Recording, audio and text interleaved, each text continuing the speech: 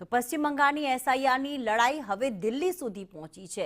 Supreme કોર્ટની બહાર સુરક્ષા વ્યવસ્થા ચુસ્ત કરવામાં આવી છે, કારણ કે આજરોજ એસઆઈઆર વિરુદ્ધ સુપ્રીમ કોર્ટમાં સુનાવણી હાથ ધરાશે। પશ્ચિમ બંગાળના મુખ્યમંત્રી મમતા બેનર્જી ખુદ અહીંયા ઉપસ્થિત રહેશે। તેમની જ અરજી પર આજે સુપ્રીમ કોર્ટમાં સુનાવણી થવા જઈ રહી છે।